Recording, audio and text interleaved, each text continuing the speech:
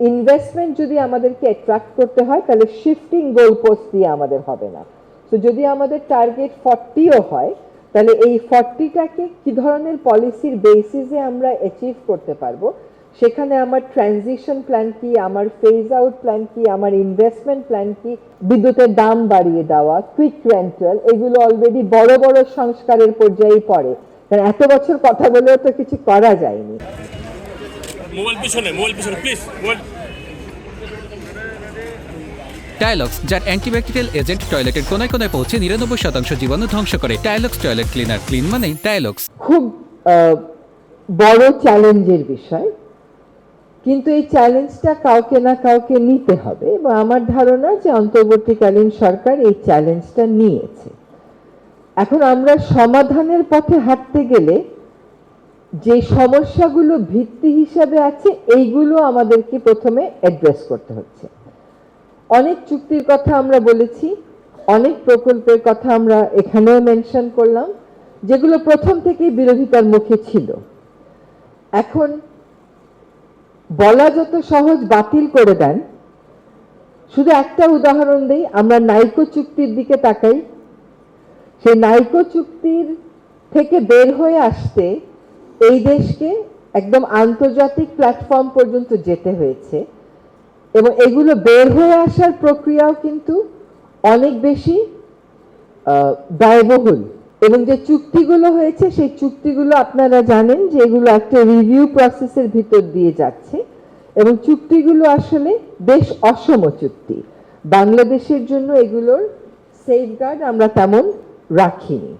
আর প্রকল্পগুলো যেহেতু বাস্তবায়িত হয়ে গেছে, এখন ওই প্রকল্পগুলোর ঋণের বোঝাও আমাদেরকে টানতে হচ্ছে, ওই প্রকল্পগুলোকে বসিয়ে বসিয়ে টাকা দিতে হচ্ছে, একই সাথে আবার আমাদের উপর একটা চাপ আছে ট্রানজিশনের দিকে যাওয়ার।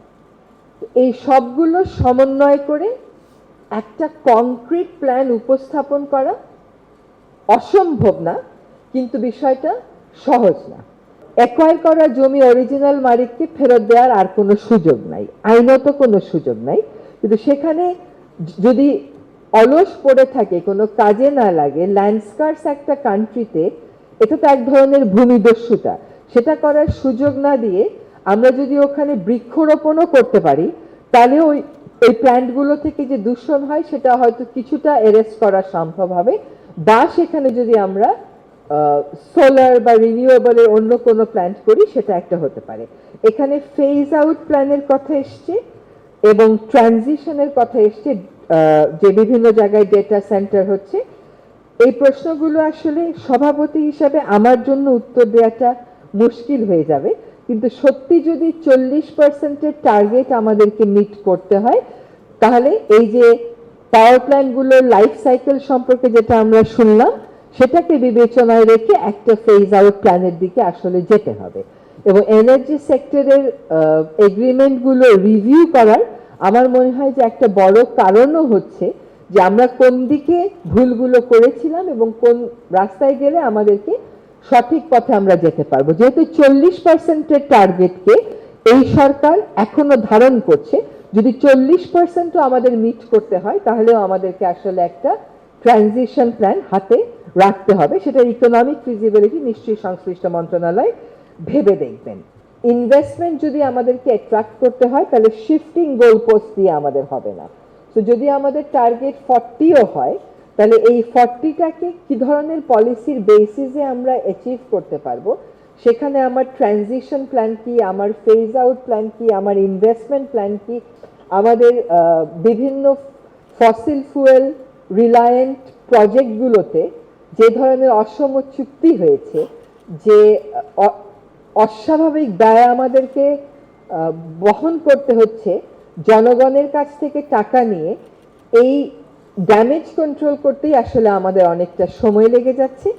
তবে সাম্প্রতিক সময়ে আমরা দেখলাম যে হাইকোর্টও সরকারের পলিসি সংক্রান্ত বিষয়ে ইন্টারভিন করলো, এবং যেহেতু হাইকোর্টও ইন্টারভিন করেছে, সরকারও ইতোমধ্যে কিছু কিছু সংস্কার করে ফেলেছেন যেগুলো বহুল বিতর্কিত ছিল, যেমন ধরেন বিদ্যুতের দাম বাড়িয়ে দেওয়া, কুইক রেন্টাল, এগুলো অলরেডি বড় বড় সংস্কারের পর্যায়ে পড়ে, কারণ এত বছর কথা বলেও তো কিছু করা যায়নি।